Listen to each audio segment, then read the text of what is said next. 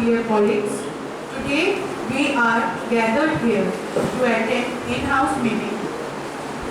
Today's training program's topic is life skill.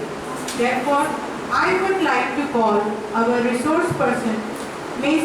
Rajlakshmi Kumari, on the stage to present this training program with us.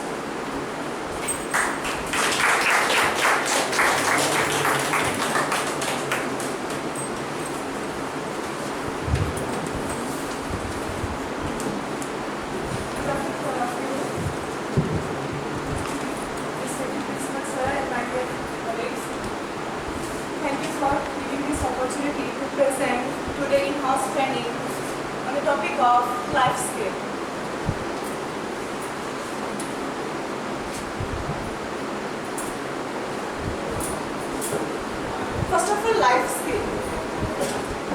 Skill है क्या? Life skill है क्या? Life and skill यानी कि 2 words आप देख रहे हो। लाइफ मतलब जीवन, हमारा जीवन शैली, हमारी जिंदगी है ना, कि जीवन शैली, और स्किल मतलब कौशल। स्किल क्या होता है? Ability to do something. So with efficient work.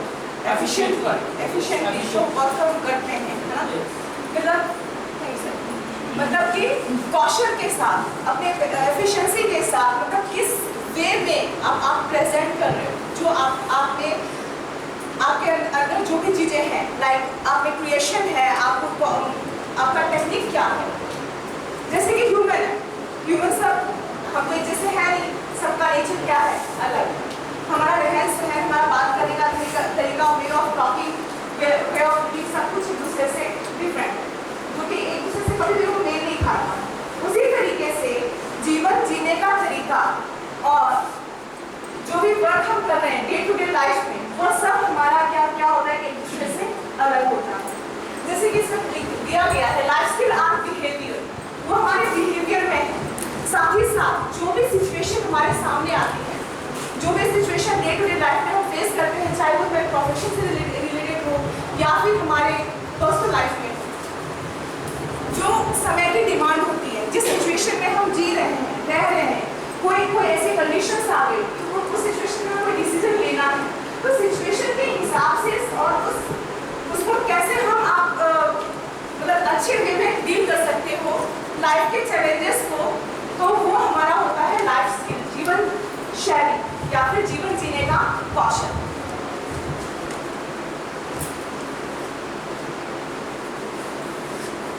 अब ये लाइफ स्किल को एजुकेशन से भी जोड़ा गया कब? 2004 और 5 में, 3-4 में, कब? क्लास 6 के लिए।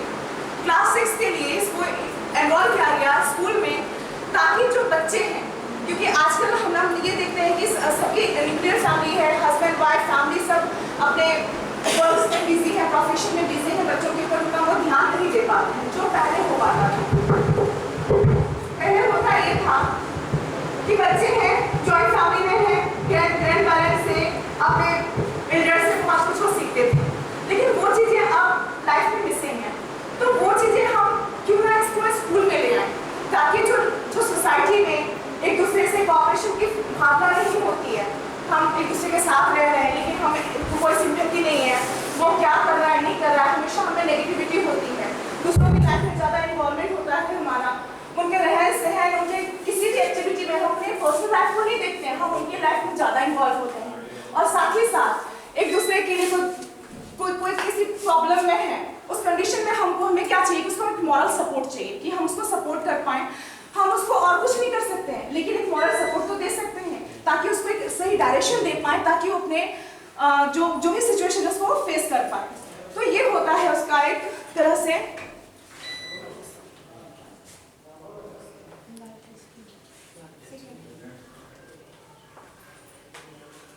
ये होता है उसका लाइफ स्किल।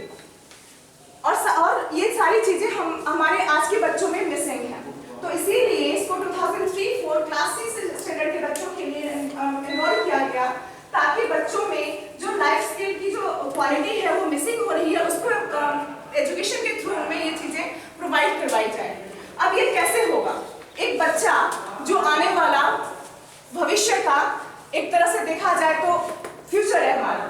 आज के जो बच्चे हैं जिनको हम पढ़ा रहे हैं, हमारे पास हैं, वो बच्चे आने वाले समय का फ्यूचर है और आने वाली जनरेशन है।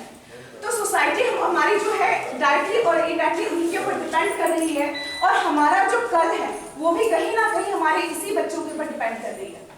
अगर आज के बच्चों को हम अच्छे से उनको डील करें, उनको बच्चों पेरेंट्स के साथ कैसे रहना है, सोसाइटी में कैसे बिहेव करना है, कैसे उनको अपने पर्सनल लाइफ को लेके चलना है, किसी भी कोई प्रॉब्लम आ गया उसको टेंशन में आके एग्रेसिव होकर उसको नहीं डील करना है, और अपने इमोशंस को कैसे कंट्रोल रखना है, जो कि हमें भी हम टीचर हैं पर है तो क्यों नहीं ना। जो चीजें हम बच्चों को सिखाना चाहते हैं सबसे पहले हमें चाहिए कि हम खुद उस चीज को सीखें, कि हम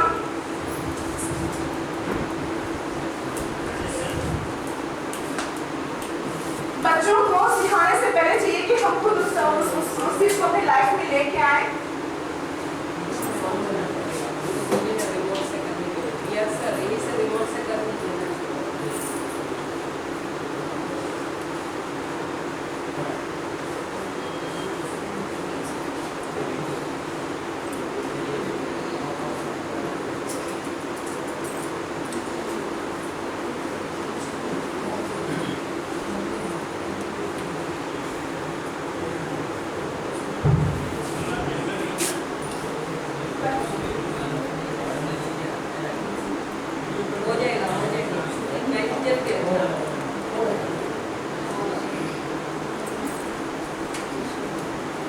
एनसीईआरटी ने 2003-4 में इसको क्लास 6 में एज अ मॉरल साइंस या फिर एज अ सब्जेक्ट उन्होंने इसके जो लाइफ स्किल को एनरोल किया।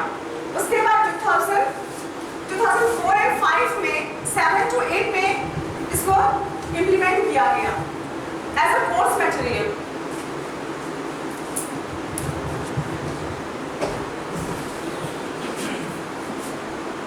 So significance of learning life skills के क्या significance है? To be able to explore alternatives. Alternative का मतलब क्या होता है? Alternatives. वैकल्पिक सोर्स मतलब कि हम किसी भी चीज को, किसी भी सिचुएशन को फेस करने के लिए हमेशा एक ही जरिया नहीं होता है। एक होता है जिसको अगर हम सोच रहे कि हम एक ही वे में उसको डील करेंगे, लेकिन हो सकता है कि वो एक जो हमने ऑप्शन चूज किया है वो क्या हो, गलत हो, उसमें हमारा कोई भी अच्छा आउटपुट ना आ पाए। पर अगर हमारे पास अल्टरनेटिव सोर्स होंगे, और ये अल्टरनेटिव सोर्स तभी होंगे जब हमारी जो थिंकिंग कैपेबिलिटी है, क्रिएटिव थिंकिंग कैपेबिलिटी है, वो हमारी होगी। जब हमें किसी भी चीज को, टॉपिक को, उसके बैड इम्पैक्ट, उसके जो कॉन्सिक्वेंस हैं, वो आगे डिसीजन लेने से क्या होगा नहीं होगा, हर एक चीज को हम हर एक व्यू से उसको सोचेंगे, तब जाके हमारा प्रॉपर आउटपुट आ पाएगा।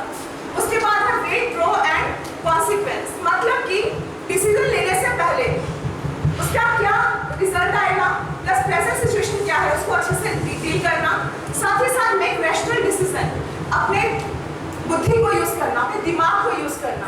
बहुत होते हैं घबराहट में डिसीजन हम ले लेते हैं, पर वो डिसीजन हमारा सक्सेसफुल नहीं होता है, वो हमारा अच्छा होने के बजाय हमारे लिए काफी ज्यादा बुरा हो जाता है। कम्युनिकेट इफेक्टिवली, कम्युनिकेशन यानी कि संचार, संप्रेषण, मतलब कि हमारे थॉट्स को दूसरों तक कैसे पहुंचाया जाए।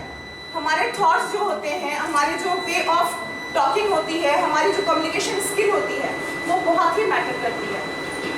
बहुत बार ऐसा होता है, प्रेजेंट हो भी रहा है कि कहने को इस टॉपिक को लेकर के बहुत चीजें हैं, लेकिन दिमाग के ऊपर सिचुएशन ऐसी होती है कि हम पे प्रेशर बन जाता है कि हम जितना अच्छे से, जितना इफेक्टिवली हम उसको प्रेजेंट कर पाते हैं, उतने अच्छे से प्रेजेंट नहीं कर पाते हैं। तो ये जो चीज़ हम फेस कर रहे हैं, ये चीज़ हमारे आने वाले बच्चे फेस ना करें, इसीलिए ये चीज़ें बहुत ज़रूरी है कि स्कूल के कैरिकुलम में इसको ऐड किया गया। और साथ ही साथ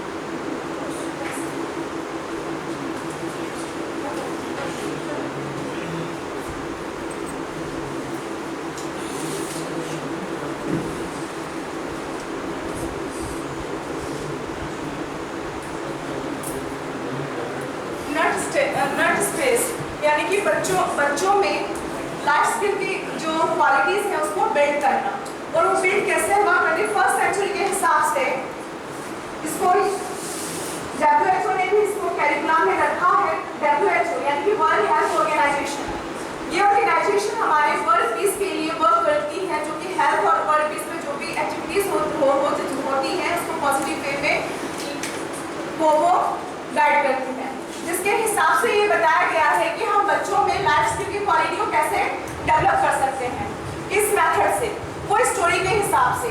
जैसे कि हम देखते हैं बच्चे कार्टून की तरफ काफ़ी ज़्यादा अट्रैक्ट होते हैं, कार्टून को कुछ हो रहा हो बट वो कार्टून की तरफ अगर उनको कार्टून दे दिया जाए तो घंटा 2 घंटा 4 घंटा इजीली वो उसमें स्पेंड कर देते हैं। तो ये जो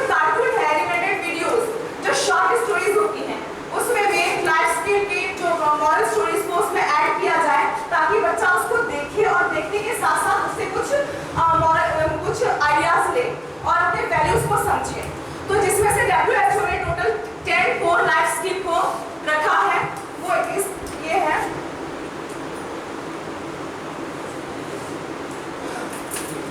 top 10 core of life skill recommended by WHO।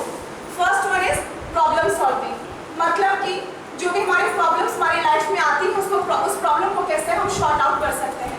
दूसरा है आपका क्रिटिकल थिंकिंग और effective communication, decision making, and fifth one is creative thinking, कॉपिंग with emotions, कॉपिंग with stress, empathy, self awareness, building skills and interpersonal relationship. अब total 10 हो गए, अब one by one इसके बारे में हम लोग जानेंगे। फर्स्ट एक वीडियोस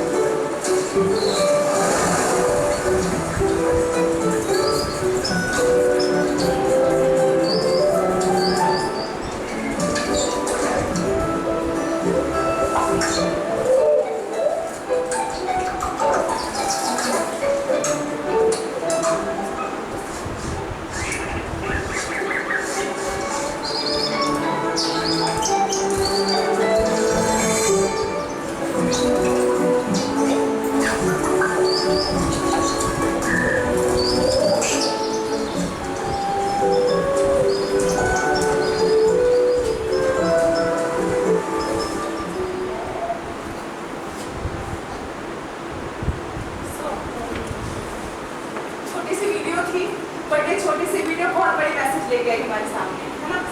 तो ये क्या कहना चाह रही है, ये सिचुएशन क्या बता रही है, इसके बारे में मैं आपके व्यूज जानना चाहूंगी। कोई है जो बोलना चाहेगा? Sir. At the beginning, Piper was unaware of the situation, but with the situation, Piper gets smarter, and that Piper learns everything how to live, and later Piper helped others to find out of. यानी कि starting में उसने क्या देखा, वो एक लहर से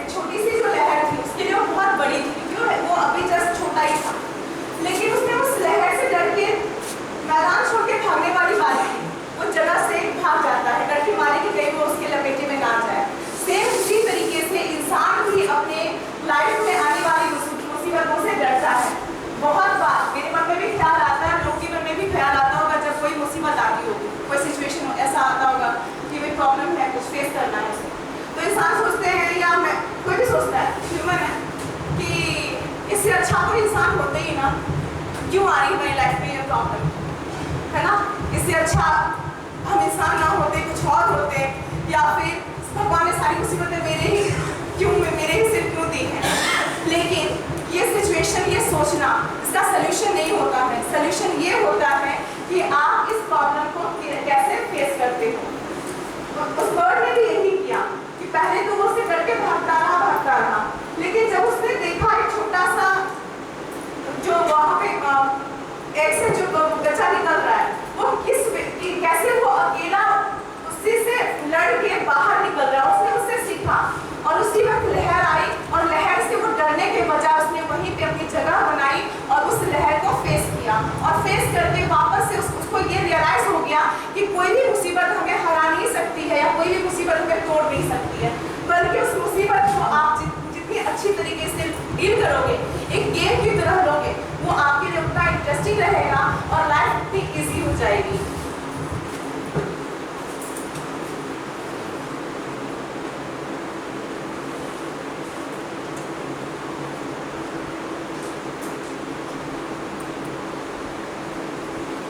सो फर्स्ट है आपका सेल्फ अवेयरनेस, जिसके ऊपर ये वीडियो था कि सबसे पहले हमें बच्चों में ये क्वालिटीज लानी चाहिए, बच्चों के साथ साथ खुद में भी, कि हर किसी में बहुत सारी छुपी हुई पॉजिटिव एनर्जी होती है। हमारे अंदर इतनी कैपेबिलिटी होती है कि हम किसी को भी डील कर सकते हैं, किसी भी सिचुएशन को फेस कर सकते हैं। जैसे कि हमारी कमजोरियां क्या है, हमारी स्ट्रेंथ क्या है। अगर जो कमजोरी हमारे अंदर है वो अगर सबको पता चल जाए या लोगों तक आ जाए, तो वो हमारी कमजोरी का फायदा उठा सकते हैं।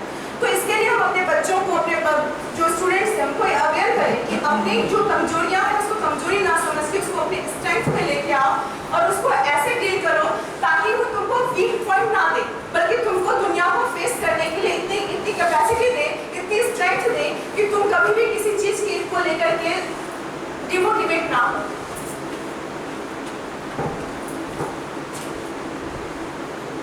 नेक्स्ट है एम्पैथी। एम्पैथी मतलब सहानुभूति। जैसे कि मैंने पहले भी बोला था कि प्रेजेंट जो लाइफ है वो एक मेटेरियलिस्टिक लाइफ है। इंसान पैसों के पीछे, जॉब के पीछे ऐसे पड़ा है कि आपसी रिश्तों को भूल चुका है। आपस में जो प्यार, लगाव, भावना होनी चाहिए वो उसमें मिसिंग है कहीं ना कहीं। तो ये चीजें कब आएंगी? जब हम अपने बच्चों को, आने वाली जनरेशन को एम्पैथी की भावना देंगे कि सहानुभूति रहे उसको। सहानुभूति किसके साथ? अपने एनवायरनमेंट के साथ। एनवायरनमेंट यानी कि हमारे सराउंडिंग के साथ। सबसे पहले हम उसको छोटे छोटे स्टोरीज बताएंगे कि बेटा ऐसे होता है, अगर आप बड़ों के साथ रिस्पेक्ट करना है, कोई थर्ड पर्सन, अगर क्लास में ही कोई बच्चा एक दूसरे के साथ लड़ाई झगड़ा कर रहा है तो उसको उस लड़ाई झगड़ा को रोक करके उसको ये समझाना है कि बेटा वो तुम्हारा फ्रेंड है, चाहे वो कास्ट, क्रीड, सेक्स, रिलीजन किसी से भी वो उसको दूर भाग रहा है या डिस्क्रिमिनेट कर रहा है, तो इन चीज़ों को दूर करके उसमें ये भावना लानी चाहिए कि बेटा वो भी इंसान है, वो भी आप ही जैसा है, आप दोनों फ्रेंड्स हो। कुछ भी खाना खा रहे हो या फिर कुछ भी आप खा रहे हो एक दूसरे के साथ शेयर करके खाना सीखो। इसी बात पे एक बात है कि आजकल के बच्चों में शेयरिंग की बात है या नहीं है, बहुत ही मिसिंग है, बहुत कम जगह हो गई हो, क्योंकि पेरेंट्स भी ये कहते हैं कि बेटा अपना रोटी किसी के साथ, अपना टिफिन किसी का शेयर नहीं करना, किसी का जूठा नहीं खाना है। लेकिन जब हम छोटे थे उस वक्त हमें ये नहीं सिखाया गया था कि बेटा किसी का शेयर नहीं करना है। हमें ऐसा होता था कि ट्रॉफी भी है तो 4 फ्रेंड्स होते थे तो एक ट्रॉफी को भी 4 टुकड़े में बांट के 4 डिवाइड करके खाते थे। और वही चीज अगर सामने वाला बीमार है या आपको सामने वाले की कोई प्रॉब्लम है, उस वक्त हम ये सोचते हैं कि ये बीमार है, उसको केयर करने गए तो पता चला हम भी उससे इन्फेक्टेड हो गए। तो ये जो भावना है वो सिंपैथी नहीं कहलाई जाती है, बल्कि ये एक अपने आप में रहने वाली बात हो गई कि सिर्फ सेल्फिशनेस वाली बात आ गई कि इंसान सिर्फ अपना सोचने लगा है। और जहाँ हम सिर्फ अपना सोचेंगे वहाँ हमारी सोसाइटी नहीं रहेगी और सोसाइटी में हमारी एकता नहीं रहेगी, इक्वलिटी नहीं रहेगी। तो इसीलिए एम्पैथी की भावना बच्चों में लाना इसलिए जरूरी है ताकि वो अपने आस पड़ोस के साथ अच्छे से डील कर पाए, अपने बड़ों की केयर कर पाए। साथ ही साथ जो आजकल के आप देखते होंगे ओल्ड एज होम है। ओल्ड एज होम क्यों है? आज से 25 साल पहले तो ओल्ड एज होम नहीं होता था। उस टाइम क्या होता था? पेरेंट्स अपने बच्चों के साथ रहते थे, बच्चे भी अपने पेरेंट्स की टेक केयर करते थे। लेकिन समय के साथ बदला। आज अगर देखेंगे, अगर छोटा बच्चा भी है तो उसको क्या दिया जाता है कि मम्मी पापा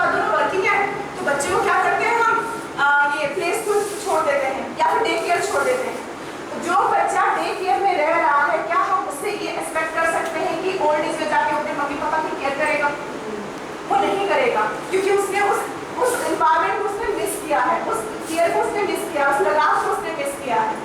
एक पेरेंट्स तभी अच्छे पेरेंट बन सकते हैं जब वो अपने बच्चों को हर एक चीज़ का ख्याल रखें। जब तक वो बच्चा मैच्योर नहीं होता है तब तक पेरेंट्स को चाहिए कि बच्चे को केयर करें, अपने साथ रखें, ताकि बच्चों में एक इमोशन की भावना रहे अपने पेरेंट्स के लिए। और तब जाके जो आज के डेट में जो देख रहे हैं वो ओल्ड एज होम है, वो ओल्ड एज होम की भी जरूरत हमारे साथ ना पड़े। और इसके लिए क्या है कि हमें अपने बच्चों में एम्पैथी की फीलिंग लानी पड़ेगी, ताकि वो फैमिली के साथ साथ अपने सराउंडिंग, अपने नेबर के साथ भी अच्छा बिहेव करें। नेक्स्ट है critical thinking. Critical thinking, sir critical thinking का क्या मतलब है?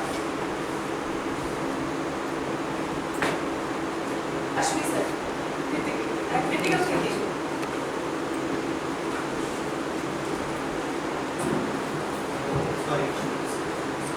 उलझे हुए सोच, हाँ, उलझे हुए सोच, और क्रिटिकल थिंकिंग मैंने किसी बात में उलझ जाना, वो सोचाना। मुझे सोच थिंकिंग जो है वो एक critical positions situations how can you handle the particular situations in the particular moment and you find out, you are able to find out the problems. That is the particular moment considered as the critical thinking. By the help of the critical thinking you can solve the particular moment of the situations. That is considered as the critical thinking. This skills is considered as the critical. मैं तो खुद सोच होना, किसी भी चीज़ को लेकर के कोई भी हमें डिसीजन लेना है तो उसके अच्छे बुरे, उसका बैड इम्पैक्ट क्या होगा, गुड इम्पैक्ट क्या होगा, अगर हमने ये डिसीजन लिया है तो उसका क्या रिजल्ट आएगा, इसका क्या आउटकम आएगा, उसको हर नज़रिए से सोचना। और ये एक डिसीजन लेने वाले के लिए बहुत ही इंपॉर्टेंट होता है, क्योंकि एक डिसीजन किसी की ज़िंदगी बना भी सकती है और एक डिसीजन किसी की ज़िंदगी बर्बाद भी कर सकती है, चाहे वो किसी भी, चाहे वो प्रोफेशन में हो, चाहे पर्सनल लाइफ में हो, चाहे वो हमारी सोसाइटी में ही क्यों ना हो। तो इसीलिए एक बच्चे के अंदर क्रिटिकल थिंकिंग की सोच लाना बहुत जरूरी है। जैसे कि ability to analyse information and experience in an objective manner, किस मैनर में, ऑब्जेक्टिव मैनर में वो उसको एनालाइज कर पाए।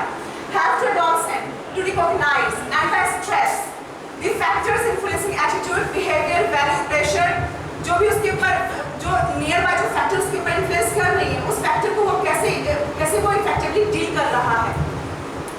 और साथ ही साथ keep to from right attitude towards life, ताकि अगर उसने कोई डिसीजन लिया और वो डिसीजन का उसके ऊपर गलत असर पड़ गया तो क्या उसका लाइफ के प्रति पॉजिटिव एटीट्यूड रहेगा या नेगेटिव में चेंज हो जाएगा, नेगेटिव में वो चेंज हो जाएगा। बट एक सही डिसीजन तभी सही होता है कि उस नेगेटिव डिसीजन को भी या नेगेटिव थॉट को भी कैसे वो पॉजिटिव वे में डील कर दें। नेक्स्ट है आपका क्रिएटिव थिंकिंग, जिसको कहते हैं रचनात्मक सोच। रचनात्मक सोच मतलब कि जैसे कि एक इंसान, जैसे कि हम कोई भी काम करते हैं उसको एक वे में लेके चलते हैं, एक ही तरीके से करते हैं। अगर मैं कुकिंग कर रही हूँ, कुकिंग का तरीका मेरा अपना है, लेकिन उस तरीके को ही डिफरेंट लेवल पे देखोगे तो कुकिंग करने का डिफरेंट वे होता है। टीचिंग है, टीचिंग प्रोफेशन, हर किसी का अपना अपना तरीका होता है, वो अपने वे में बच्चों को डील करती है। तो लेकिन हम किसी को भी ये नहीं कह सकते हैं कि वो गलत है, बट सही वो होता है कि जो ज़्यादा इफेक्टिवली हम प्रेजेंट कर सकते हैं। तो ये बात की गई क्रिटिकल थिंकिंग, मतलब कि हर उसके अल्टरनेटिव सोर्स रखना अपने पास। अगर एक डिसीजन हमने लिया वो हमें पता होगा कि वो डिसीजन हमारा वो गलत हो सकता है, कि भाई हाँ उसका आउटकम मेरा सही नहीं आएगा, तो उसके लिए अपने पास प्लान बी लेके चलना, एक अलग सा सोच रखना, ताकि उस वक्त उससे हम बच पाए। साथ ही साथ आपका है प्रॉब्लम सॉल्विंग की कैपेसिटी होना, जैसे कि अगर डिसीजन मेकिंग पावर है हमें और ऑटोमेटिक हमारे सारे प्रॉब्लम सॉल्व होते जाएंगे अगर हमें डिसीजन मेकिंग की क्वालिटीज हैं। और एक अच्छा क्रिएटिव थिंकर एक अपने क्लास का, अपनी सोसाइटी का एक अच्छा लीडर भी बन सकता है।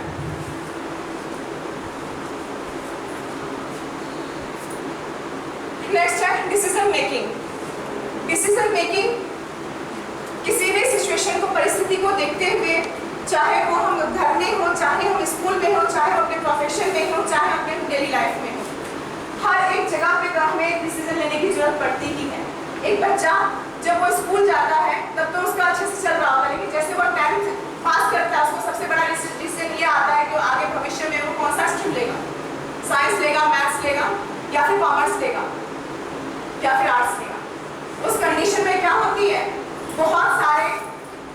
जिससे वो सजेशन लेने जाएगा, कोई कहेगा बेटा साइंस ले ले, साइंस में स्कोप है, साइंस में आप डॉक्टर बन सकते हो, इंजीनियर बन सकते हो। अगर वही होता है उसने किसी और से सलाह ले ली तो वो ये कहेंगे कि बेटा तो आर्ट्स ले ले, अगर आर्ट्स लोगे तो आर्ट्स में बहुत सारे स्कोप हैं। और किसी से लिया बेटा कॉमर्स ले लो, कॉमर्स लोगे तो आप चार्टर्ड अकाउंटेंट बन सकते हो। तो इस तरीके से वो डाइवर्ट हो रहा है, यानी कि उसका सेल्फ डिसीजन वहाँ पे कवर नहीं कर रहा है। सेल्फ डिसीजन तभी वर्क करेगा जब वो अपनी इच्छा से अपने माइंड को यूज करके क्रिएटिव क्रिटिकल थिंकिंग करके फिर वो लेगा डिसीजन अपना, फिर जाके उसका होगा सही डिसीजन। और जैसे कि डिसीजन के साथ साथ उसके हमें जो उसके कॉन्सिक्वेंस होंगे उसको भी हमें देखना पड़ेगा कि अगर हमने ये डिसीजन लिया, अगर मैंने आर्ट्स ले ली तो आर्ट्स तो ले लूंगी, फिर क्या होगा कि मैं जॉब मिलेगी या नहीं मिलेगी। चलो ठीक है, जॉब नहीं मिला कोई बात नहीं, इसमें बहुत सारे स्कोप है, कोई ना कोई रास्ता मैं अपना लूंगी। सबसे बड़ी बात होती है इंटरेस्ट होना, कि जो डिसीजन हम ले रहे हैं वो हमारा सेल्फ होना चाहिए और साथ ही साथ वो हमारे इंटरेस्ट पे होना चाहिए। अगर हमारी इंटरेस्ट है, अगर हमारी हॉबी है, अगर उसमें स्कोप नहीं भी है, जहाँ इंटरेस्ट है वहाँ ऑटोमेटिक स्कोप बना लेंगे खुद से। तो इसीलिए क्या गया है। और साथ ही साथ बहुत बार ये भी होता है कि हमें डिसीजन ही नहीं लेना है, मैं सोचती नहीं, और यही जो है मेरा ना सोचना या मेरा ना डिसीजन लेना, वो भी अपने आप में कहीं ना कहीं एक डिसीजन ही है।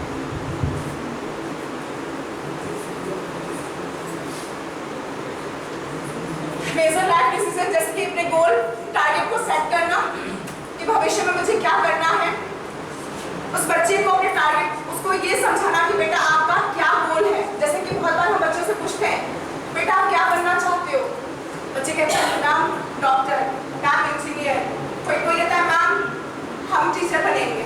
वैसे तो बहुत कम बोलते हैं टीचर को देख के ऑलरेडी बोर है ना। उसके बाद है चॉइसेस, उनकी लाइफस्टाइल जीने का तरीका क्या है, चाहे वो स्टडी में चॉइस हो, चाहे उनके फूड में हो, चाहे उनका लिविंग स्टैंडर्ड में हो, सबका डिफरेंट चॉइस होता है और ये डिफरेंट चॉइस ही उनको एक दूसरे से अलग करता है। साथ ही साथ कॉपिंग विद किसके साथ, with stress, alcohol, drug, STD या फिर एड्स। यानी कि हमें इतना डिसीजन मेकिंग पावर इतनी स्ट्रांग होनी चाहिए। अगर हम किसी चीज के लिए नो कर रहे हैं, अगर हमें ये पता है ये हमारे लिए नेगेटिव है, इट मींस कि हमें इतनी स्ट्रेंथ होनी चाहिए कि नो मींस नो, हमें नहीं करना है तो नहीं करना, ये हमारे लिए हार्मफुल है। बट ऐसा होता नहीं है, हमें कहीं ना कहीं स्लिप हो जाते हैं। उसके बाद है कैरियर जो कि बहुत ही मैटर करता है हमारे लिए भी और हमारी जो जनरेशन आने वाली है उनके लिए भी। और इसीलिए डिसीजन मेकिंग पावर को रखा गया है ताकि कैरियर के लिए कोई भी बच्चा ऐसा डिसीजन ले जिसमें वो फेल ना हो, जिसमें वो आगे जाने के बाद वो एक स्टेप पे पहुंचने के बाद उसको ये रियलाइज ना हो कि मुझे वापस जाना था, मैंने गलत लाइन चूज कर लिया, उसको नहीं होना चाहिए। उसके बाद है प्रॉब्लम सॉल्विंग। डिसीजन लेने के साथ साथ अगर हमारे डिसीजन गलत हो जाते हैं या हमारी डेली लाइफ में कोई प्रॉब्लम आ जाती है तो ये भी एक आर्ट है कि आप उस प्रॉब्लम से कैसे सॉल्व करके उस प्रॉब्लम से कैसे निकल सकते हो। चाहे वो प्रॉब्लम हो सकता है आपके फ्रेंड सर्कल का भी हो सकता है। अगर हमें डिसीजन मेकिंग पावर है, अगर हमें क्रिटिकल थिंकिंग है, अगर हमें लाइफ स्किल जीने का तरीका है, तो हम सामने वाले के, चाहे फैमिली में किसी मेंबर के पास प्रॉब्लम आए, चाहे हमें फ्रेंड सर्कल में प्रॉब्लम आए, तो हम एज अ गाइड उसको गाइड भी कर सकते हैं, सजेशन दे सकते हैं। बशर्ते ये कि वो सजेशन काफी ज्यादा उससे रिलेट करता हो और काफी ज्यादा इफेक्टिव हो, ताकि ऐसा ना हो कि सामने वाला प्रॉब्लम में है या मैं प्रॉब्लम में हूँ और मैंने कोई डिसीजन ले लिया, वो उसको निकालने के बजाय मुझे और उसके डेप्थ में ले जाए और प्रॉब्लम में मुझे घेर दे। अगर ऐसा हुआ तो लाइफ बहुत ज्यादा डिफिकल्ट हो जाएगी।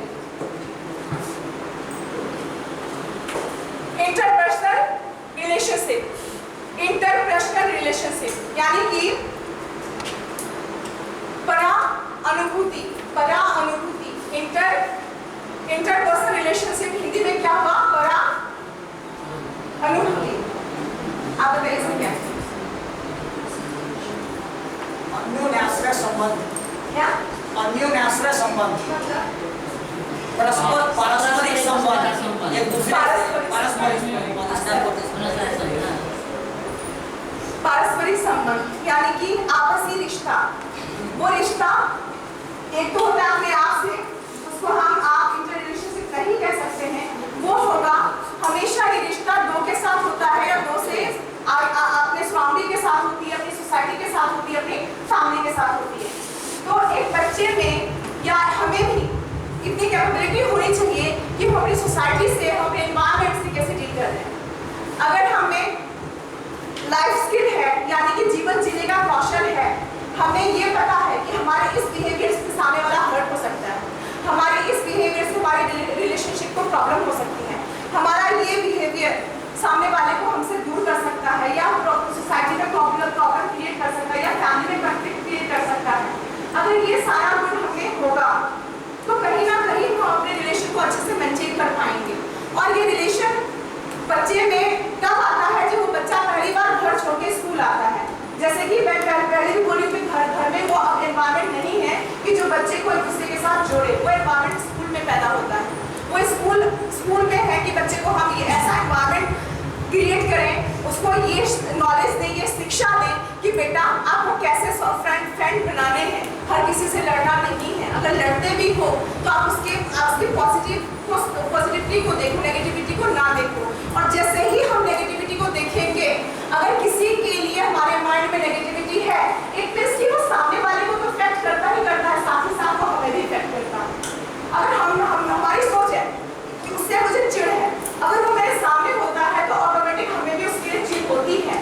वो सामने वाला तो अपने ही फ्लो में है, सामने वाला अपने लाइफ में मस्त है, अपनी लाइफ अच्छे से जी रहा है, बट उसको देख के नेगेटिव थॉट रखने वालों को ही ज़्यादा प्रॉब्लम होती है, क्योंकि उनके अंदर और ज़्यादा नेगेटिविटी बढ़ती है और साथ ही साथ वो अपने एनवायरनमेंट में भी नेगेटिविटी क्रिएट करते हैं।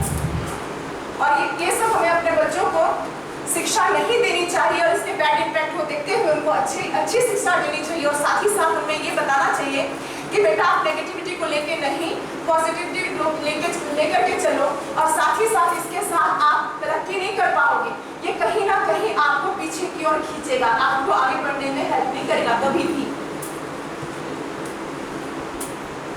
उसके बाद आता है आपका इफेक्टिव कम्युनिकेशन। लाइफ स्किल का नेक्स्ट है आपका इफेक्टिव कम्युनिकेशन।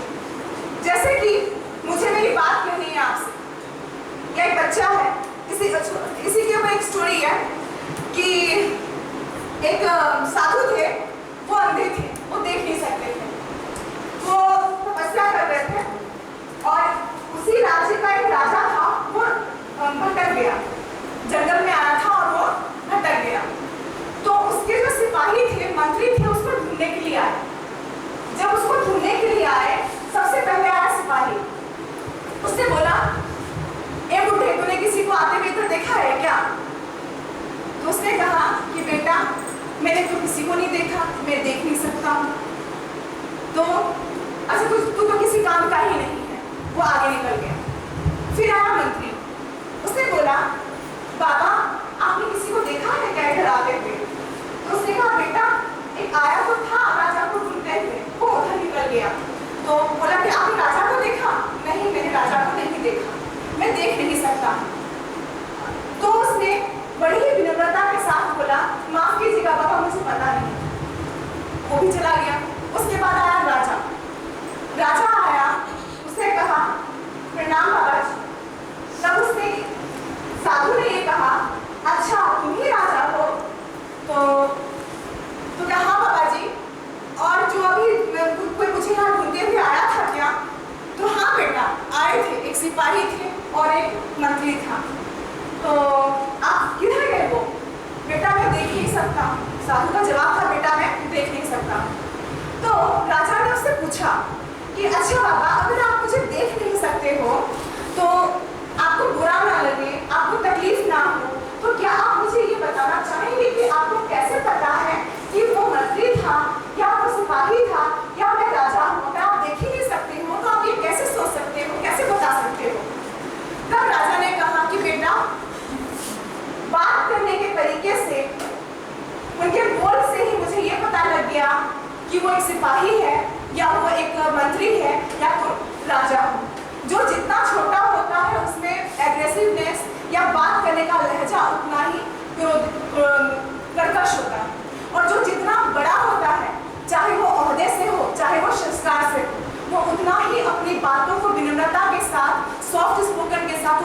करता है।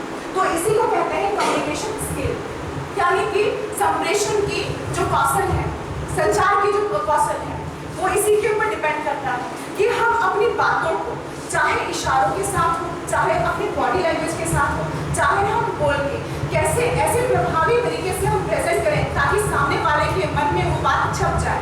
ऐसा ना हो कि मेरी सोच सही है, मेरा कहना भी सही है, लेकिन मेरा बोलने का लहजा ऐसा है कि सामने वाले को चोट करना है और सामने वाला उसकी पॉजिटिव वे को ना समझ के उसकी नेगेटिविटी को समझ रहा है। इस कंडीशन में क्या होगा कि मैं जो बोलना चाहूंगी उसका हमेशा गलत अर्थ निकाला जाएगा। तो ये है आपका इफेक्टिव कम्युनिकेशन स्किल।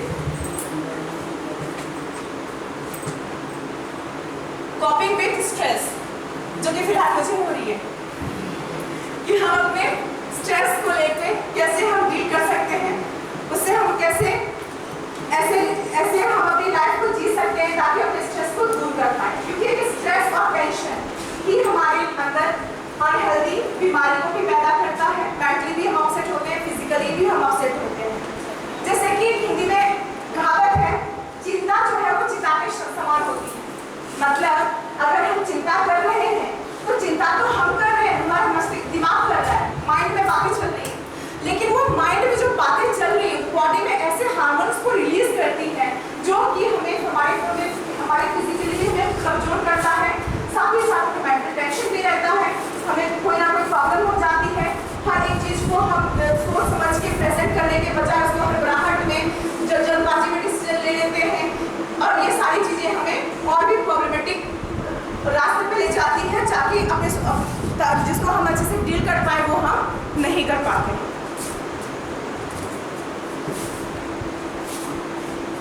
जैसे कि इसमें बताया गया है कि 95% जो इलनेस और डिजीज है वो कहीं ना कहीं आपके स्ट्रेस के कारण है। ह्यूमन बॉडी में अगर 95 प्रेजेंट डेट की बात करें, हम प्रेजेंट डेट ना कि पास्ट की, क्योंकि पास्ट में इतना टेंशन नहीं होता था। आजकल छोटे बच्चे को भी देख लो, बेटा क्या हुआ, मैम टेंशन है, जो कि हमें तो जब हम थे तो हमें तो टेंशन का पता ही नहीं, टेंशन होता क्या, हमने कभी सोचा भी नहीं था। लेकिन आज मैम सिर दुख रहा है, मैम चक्कर आ रहा है, तो ये सारी चीजें क्या है, कहीं ना कहीं स्ट्रेस के कारण ही है। हो सकता है उसको फैमिली में कोई इशू हो सकता है पेरेंट फैमिली की कोई कॉन्फ्लिक्ट हो सकता है, स्कूल का कोई बर्डन हो, पढ़ाई का भी बर्डन बहुत ज्यादा आज की डेट में बच्चों को स्टडी से भी स्ट्रेस होती है। तो अब इस स्ट्रेस से आउटकम कैसे किया जा सकता है? अगर 95% इलनेस और डिजीज स्ट्रेस के कारण हो रहा है, इट मींस कि हमें स्ट्रेस को दूर करना चाहिए। वो हमें मेथड, वो वे यूज करना चाहिए, वो हमें ऐसे काम करने चाहिए ताकि हमसे भी स्ट्रेस ना हो, उससे हम रिलीफ पा सकें। जिसमें बहुत बार हमारे मन में ये ख्याल आता है कि हमें ये कमी है, मैं तो इस लायक हूँ ही नहीं, मेरे से कुछ हो ही नहीं सकता, मैं तो कर ही नहीं सकती, मेरे में ये कमी है, मेरे में ऐसा क्यों है, उसके पास ऐसा क्यों है। तो ये जो सोच है वो जहाँ हमें स्ट्रेस नहीं होगा वहाँ भी हम बेटा कहते आ जाए स्ट्रेस, और यही टेंशन होता है कहीं ना कहीं। और इन सब से आउटकम करने का बहुत सारा तरीका ये है कि हम योगा प्राणायाम एक्सरसाइज करें, जो कि हमें स्ट्रेस को रिलीव करने का एक बहुत अच्छा तरीका है। और इसीलिए क्योंकि पहले जो होता था हम लोग बहुत सारी फिजिकल एक्टिविटी करते रहते थे, हमारे पास इतना समय ही नहीं होता था कि किसी टॉपिक को लेके सोचने में मगन हो, क्योंकि हमारे पास काम बहुत होते थे, फैमिली होता था, सबके साथ जॉइंट फैमिली में रहते थे, तो हमें अकेलापन नहीं होता, लोनलीनेस नहीं होता, क्योंकि सब जॉइंट फैमिली में है, खेलना है, घूमना है, खाना है, पीना है, जो भी स्ट्रेस हमारे अंदर है सबके साथ रहने के डिवाइड हो जाता था। लेकिन आज की डेट में न्यूक्लियर फैमिली, आज हम अकेले रहते हैं, और अकेले रहने का मतलब ये कहीं ना कहीं हम ठीक है, फैमिली का बर्डन नहीं है, बट कहीं ना कहीं हम स्ट्रेस लेके जी रहे हैं। कुछ भी होता है अकेले, जहाँ इंसान अकेला हुआ उसके दिमाग में 100 तरह की सोच आएगी, और वो 100 तरह की सोच रात की नींद जाएगी, नींद नहीं आएगी, क्यों, टेंशन है, टेंशन के कारण नींद नहीं आएगी, और जैसे ही नींद ना आए वैसे बहुत सारी बीमारियां हमें होने का डर रहेगा। कॉपिंग विद इमोशन, कॉपिंग विद इमोशन, अपने इमोशंस को आप कैसे कंट्रोल कर सकते हो, अपने इमोशन को कैसे कंट्रोल कर सकते हो। जैसे कि बहुतों को आदत होती है, मुझमें भी है, कि मैं छोटी सी बात पे खुश हो जाती हूँ, छोटी सी बात पे रो भी लेती हूँ, और छोटी सी बात पे गुस्सा भी हो जाती हूँ, यानी कि मेरी इमोशंस, मेरी फीलिंग्स मेरे कंट्रोल में नहीं है, और ये कहीं ना कहीं मेरी ये जो वीकनेस है वो मेरे में तो है, लेकिन मैं कभी भी ये नहीं सोचूंगी कि मेरे बच्चे या फिर मेरे जो स्टूडेंट्स हैं उसमें ये चीज़ें आए। तो हमेशा मैं अपने फ्रेंड्स को भी यही गाइड करूँगी, बेटा ऐसा नहीं होता, ऐसा नहीं सोचना चाहिए।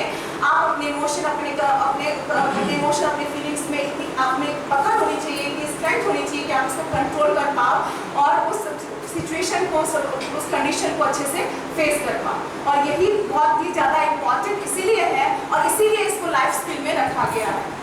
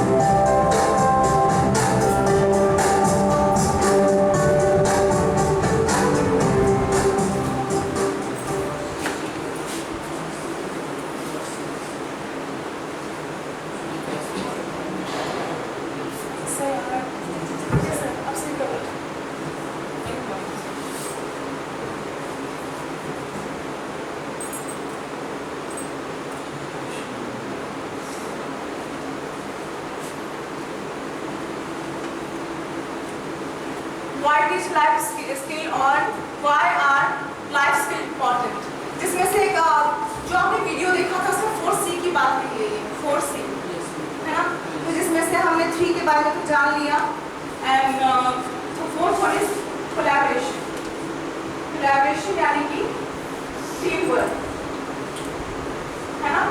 कि अगर हम किसी के कह देते हैं ग्रुप डिस्कशन करना, ग्रुप स्टडी करना, गेम भी खेलते हैं तो ग्रुप में खेलते हैं।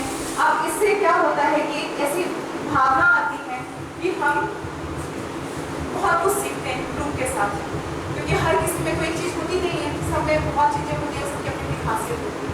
लेकिन जब हम ग्रुप वर्क करते हैं उसमें हम अपने नेगेटिव पॉइंट्स को भी जान रहे होते हैं, बहुत कुछ नया सीखने को मिलता है।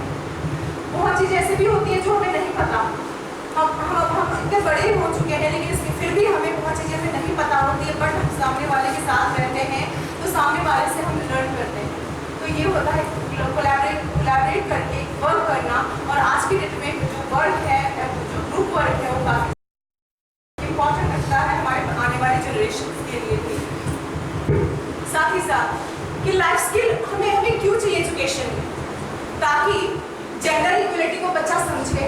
जेंडर इक्वलिटी मतलब कि अगर वो साथ रह रहा है, ग्रुप वर्क कर रहा है, साथ में गर्ल्स भी हैं, बॉयज़ भी हैं, तो एक साथ रह रहे हैं, उस कंडीशन में क्या होगा कि उसमें जो पहले जेंडर इनइक्वलिटी की भावना थी, वो लड़का है मैं वहाँ नहीं बैठूंगी, या वो लड़की है मैं उसके साथ नहीं बैठूंगा, या वो ऐसे वो पढ़ नहीं सकती है, वो लड़की है तो बोल नहीं सकती है, तो ये जो फीलिंग है ये ऑटोमेटिक इससे क्या होगी, दूर होगी जब हमारे अंदर लाइफ स्किल आएगा, क्योंकि हम अपने जीवन जीने के तरीकों को बदलेंगे, उसको और अच्छे से सोचेंगे।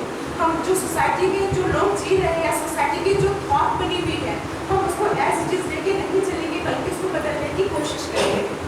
उसके बाद डेमोक्रेसी की थॉट आना, गुड सिटीजनशिप बनना, child care and protection, quality and efficiency of the education system and promotion of lifelong learning, quality of life and promotion of peace. अब ये जितने भी हमें 10 लाइफ स्किल के बारे में पढ़ा, ये ना कहीं हमें अपने जीवन के जीने को एक शांति के साथ, एक अच्छे तरीके से, एक अच्छा ह्यूमन बनने की शिक्षा देता है, और इसको अपनी लाइफ में लाने का मतलब है कि उस वे से अपनी सोसाइटी को डील करना। अगर एक बच्चा सीखता है, उस बच्चे के साथ एक ग्रुप सीखेगा, उस ग्रुप के साथ साथ वो पूरा सोसाइटी सीखेगा, और ये काफ़ी ज़्यादा मतलब ब्रॉड लेवल पे जा सकता है।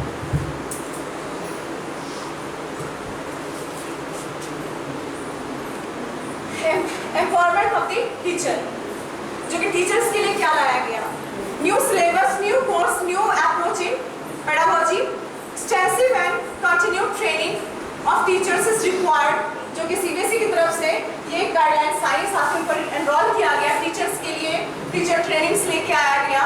Besides this step abroad provide training to teacher in disaster management, education in life skill and mathematics laboratory। यानी कि सबसे पहले हम बोल तो दिए बच्चे को हमें शिक्षित करना है, बच्चे को हमें नॉलेज देना है, बट उसकी स्पेस पे जब हमें पता होगा तब एज अ टीचर हम जानेंगे तब।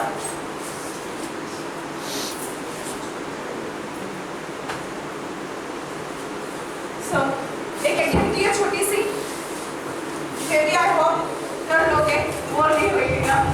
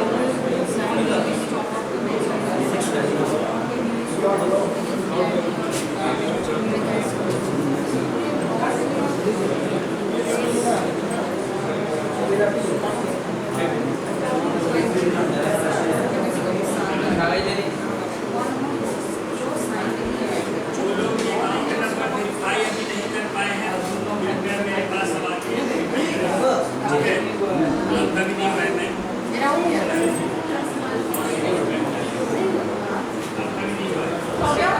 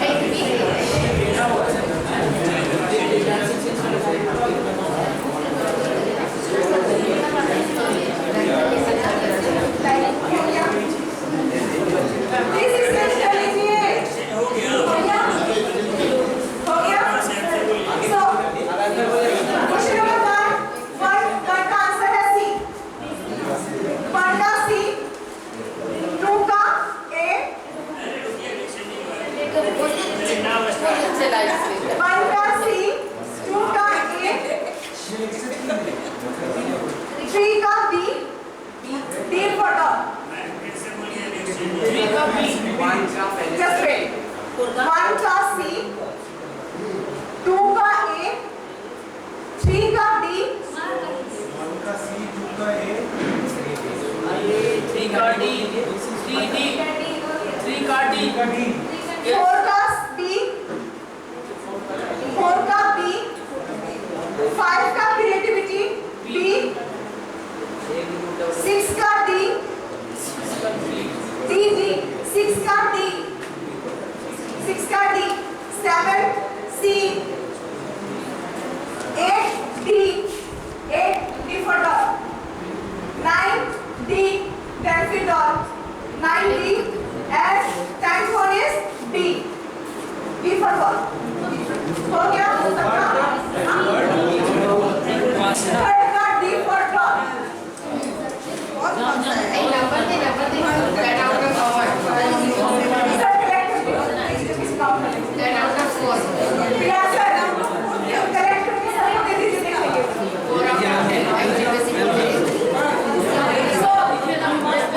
साइड प्लीज बस हो गया हो गया 6 मिनट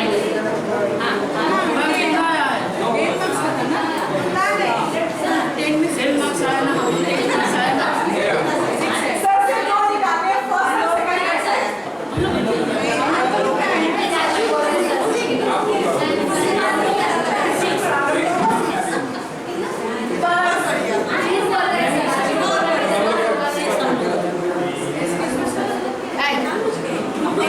बस हो गया एक्टिविटी हो चुकी है तो प्लीज शांति रखें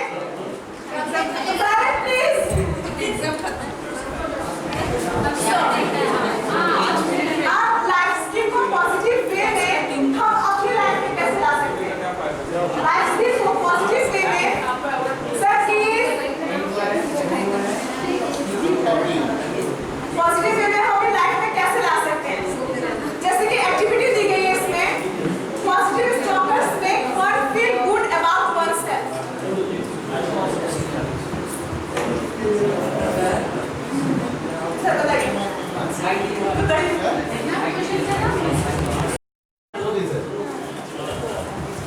And at the same time, art religion has got two groups. Again, that Vaishali ma'am and Nutan Barma ma'am, they have first second third that's art. It Yes. Art group was there. Second already both दिए. हां first हो गया और हो गया Second group CD, RM, MSc.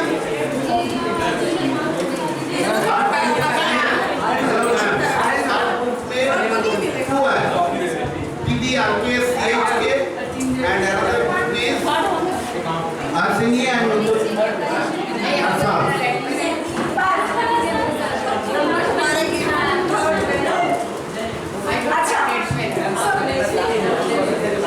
बस भैया sir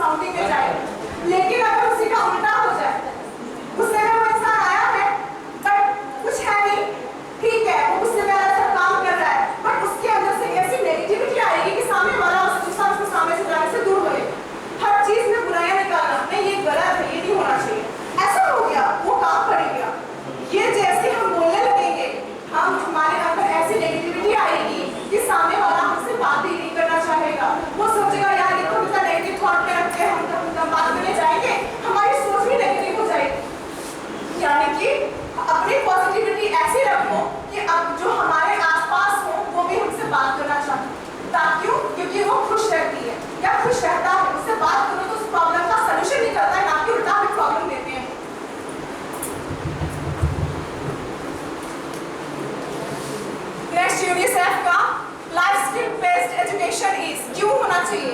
life skill based education स्कूलों में क्यों होना चाहिए? ताकि बिहेवियर का चेंज हो, बिहेवियर चेंज और behaviour development approach. Life skill क्या है? बच्चों की जो बिहेवियर है उसमें चेंजेस लाना और साथ ही साथ उसको बढ़ाना, उसको डेवलप करना, उसमें वैल्यूज लेके आना। साथ ही साथ knowledge, attitude and skills. Design and address a balance of 3 areas, यानी कि अगर लाइफ स्किल है हमारे अंदर, वैल्यू बेस्ड एजुकेशन बच्चों को मिल रही है, ऑटोमेटिक उनके नॉलेज में एनहांस होगा, उनका एटीट्यूड चेंज होगा, उनका एटीट्यूड उनके वर्क के प्रति, इवन ये टीचर के प्रति ही उनका एटीट्यूड क्या हो जाएगा? चेंज हो जाएगा।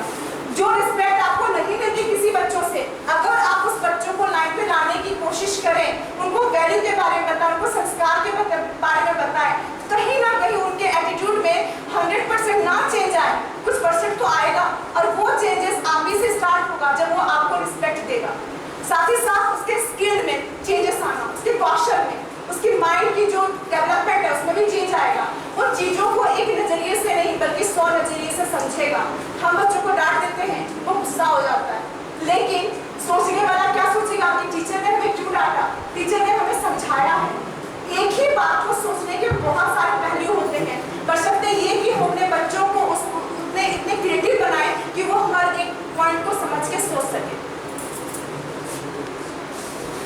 जेनरिक लाइफ स्किल, जो आपने 9 पॉइंट जाने थे, 10 पॉइंट जान के आए थे, उसी को 3 पार्ट में डिवाइड कर दिया गया। First point cognitive, emotional and society से रिलेट करता हुआ।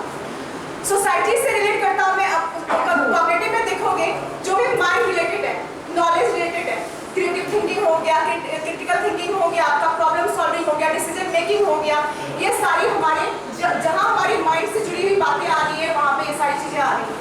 उसके बाद इमोशन, यानी कि अपने स्ट्रेस को आप कैसे कंट्रोल करोगे, अपने इमोशंस को कैसे कंट्रोल करोगे, आप अपने फीलिंग्स को कैसे मैनेज करोगे, सेल्फ मैनेज कैसे करोगे। सेल्फ मैनेजमेंट भी बहुत जरूरी है। हम दूसरों को मैनेज करने का सोच लेते हैं, पर खुद को मैनेजमेंट भी करना आना चाहिए कि हम अपने बिहेवियर को, अपने थॉट को कैसे मैनेज करके चलते हैं। ऐसा ना हो कि हमारे बिहेवियर से हम अपनी जगह सही है लेकिन हम अपने एनवायरमेंट को इफेक्ट कर रहे हैं, वो भी बैड इफेक्ट पहुंचा रहे हैं। उसके बाद आता है social and intrapersonal relation skill, जो कि मैंने पहले ही बता दिया था। इंट्रापर्सनल मतलब कि ये रिलेशनशिप खुद के साथ नहीं है, हमारी सोसाइटी के साथ, हमारे फ्रेंड्स के साथ, हमारे फैमिली के साथ। तो अगर हमारे अंदर स्किल्स हैं तो ही हम अपनी फैमिली को अच्छे से डील कर पाएंगे, अपनी फैमिली को अच्छे से लेके चलेंगे, उनके दुख में, उनके सुख में अच्छे तरीके से 100% अपने आप को दे पाएंगे। अगर हमें इंट्रापर्सनल रिलेशनशिप डेवलप करने की कैपेसिटी नहीं होगी, ऑटोमेटिक हम एक साइड हो जाएंगे, हम उससे दूर होते जाएंगे कहीं ना कहीं। थिंकिंग स्किल को डेवलप करना, ताकि बच्चों में क्या हो सके कि बच्चों में इतनी थिंकिंग कैपेबिलिटी आ सके कि वो सही गलत और सही तरीके से उसको सोच पाए। साथ ही साथ उन्हें इतना थिंकिंग एबिलिटी ऐसी हो ताकि सिचुएशन के साथ ऑन द स्पॉट वो चेंज कर पाए। ऐसा ना हो कि जैसे कि थोड़ी पहले हुआ था, लाइट चली गई, मैं स्टॉप हो गई, मेरे में इतनी कैपेबिलिटी होती, या हम अपने बच्चों को बताएं कि बेटा अगर सिचुएशन ऐसा हुआ जो आप सोच के आए हो वैसा नहीं हुआ तो वहाँ पे स्टॉप नहीं होना है, वहाँ पे उस सिचुएशन को आपको अच्छे से डील करके लेके चलना है।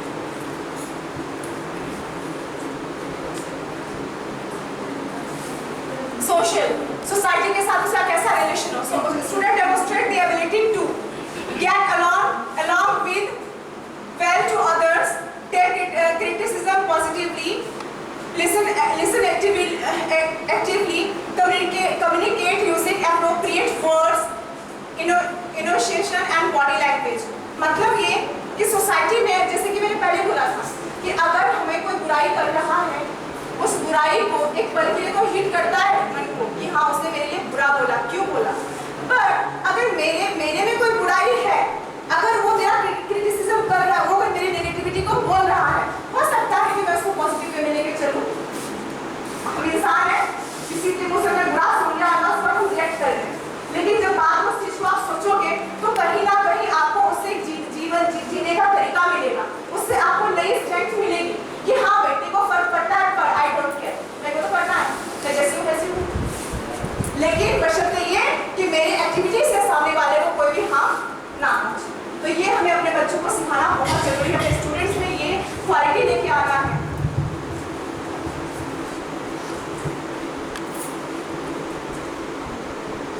इमोशन के student demonstrate the ability to, अपने इमोशन को कैसे वो कंट्रोल करें।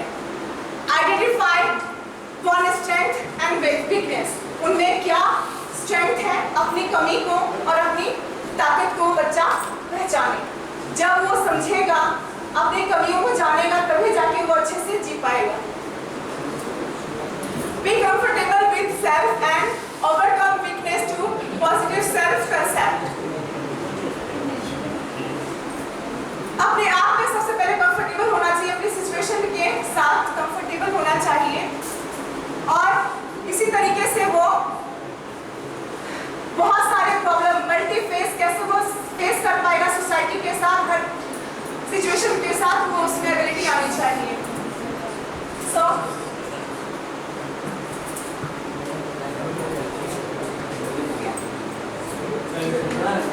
Thank you sir. आ जाइए सर।